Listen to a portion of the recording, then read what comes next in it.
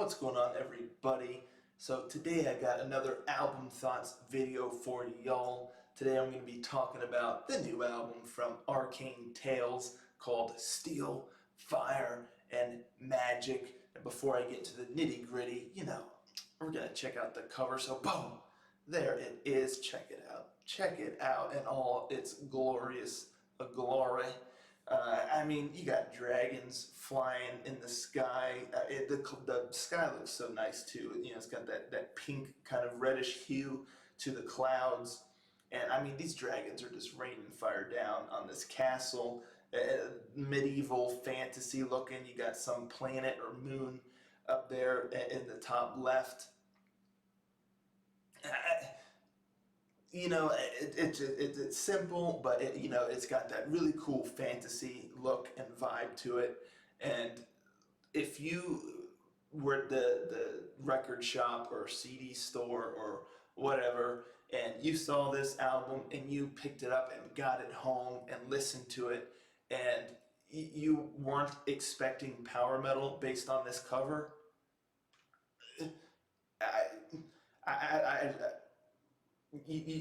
there's something wrong with you. It's as simple as that, because you cannot look at this cover and not immediately know you're getting some fantasy power metal right there. So I dig it. I love it. You know exactly what you're gonna get, or you should anyway. Great. It's just great stuff. So really dig the cover. A+ on that. Anywho, this bad boy's got 10 songs on it.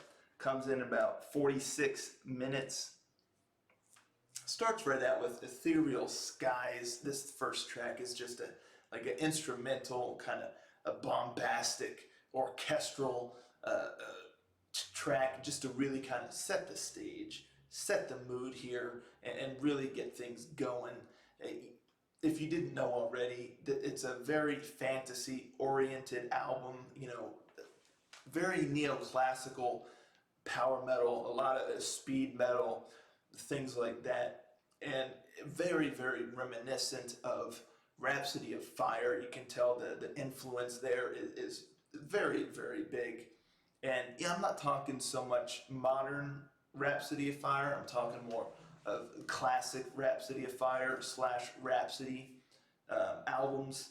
So it's really got that kind of old school classic, early vibes of that real fantasy, power metal, speed metal kind of deal, and again with the heavy neoclassical vibes in the guitar work and just in the arrangements. And there's some really great piano work going on through this, and again, fantasy through and through. It's telling this epic, medieval fantasy story throughout this album, akin to Rhapsody of Fire and whatnot. So you'll definitely enjoy that if you're into that. And Luigi Serrano, that's one thing I gotta mention here, folks. You will listen to this and just not believe that this is all done by one guy, one man, if he's even mortal. I don't know, but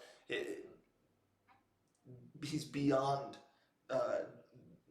man. He is just a demigod or something, because it's quite wild. The guitar work on this album is just absolutely incredible. Again, very neoclassical vibes, crazy sweeping solos and riffs and things like that. And we'll go from that to amazing bass work as well. And then the drum work is also fantastic. And I did a Ranger Talk video with him not too long ago, and he was saying that, he can play the drums, but he's not as good as some others that he would like to be. And I'm like, listening to this, I'm like, the dude is amazing. It's just absolutely remarkable, everything that he does on his own. And his vocals are fantastic. Really gets those high notes. It starts out a few of the songs with a great power metal scream, and just fantastic. And again, like I said, there's some piano and keyboard work in here, and some definite orchestrations with symphonic elements going on as well. Really kind of setting, creating a large scope, an epic scope, grand scale or whatnot. Which you need, especially if you're going with fantasy power metal.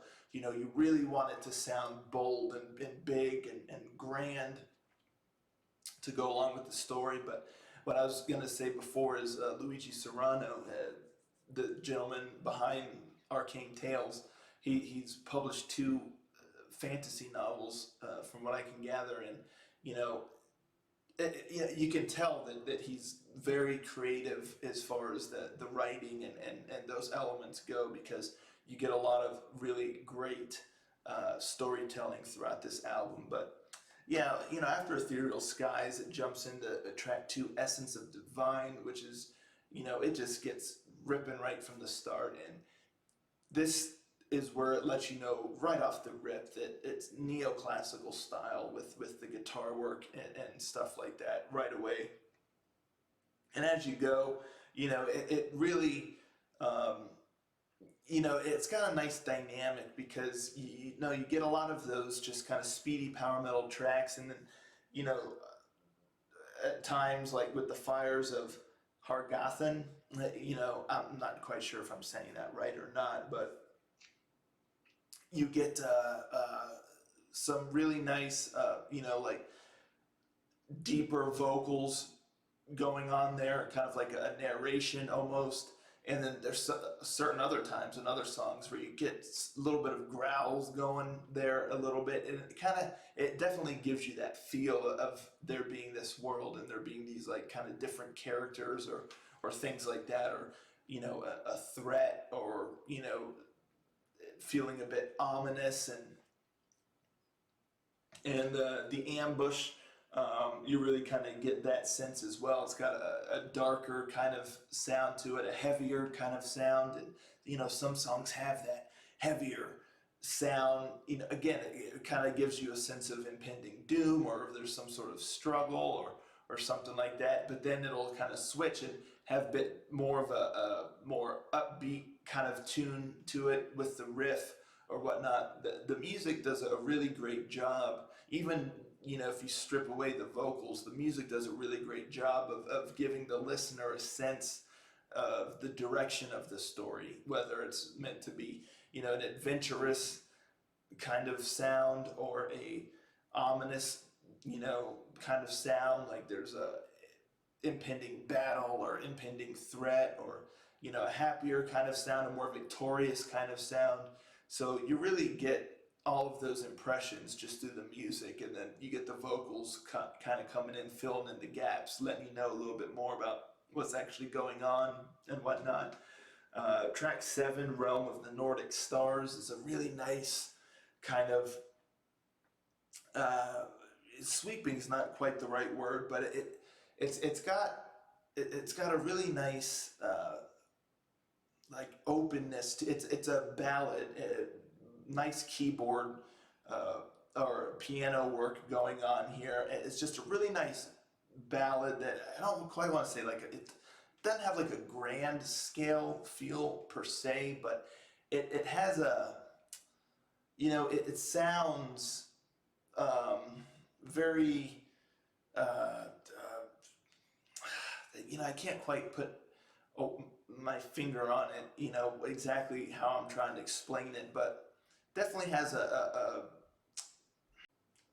yeah, I've been sitting here for a minute trying to think of exactly how I'm trying to phrase this, and I just can't quite bring it to mind. So, but it's a really, really nice ballad that's got really good piano work in there, and some really nice vocals that just has a good feel to it. So I'm a big fan of power metal ballads, and this one is a really, really solid one.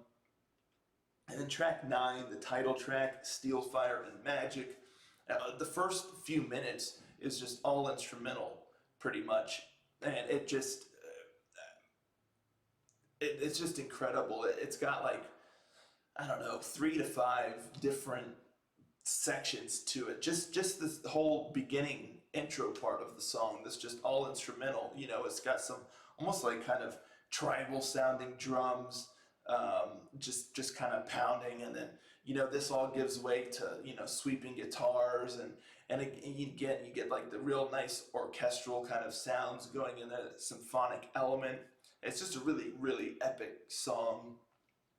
So I really dig that. And track 10, Gazard calls its Braves, kind of ends on a the only thing with that song, I feel like maybe that song, personally, in my opinion, I know story-wise, it's got to go in chronological order of how, this story is being told.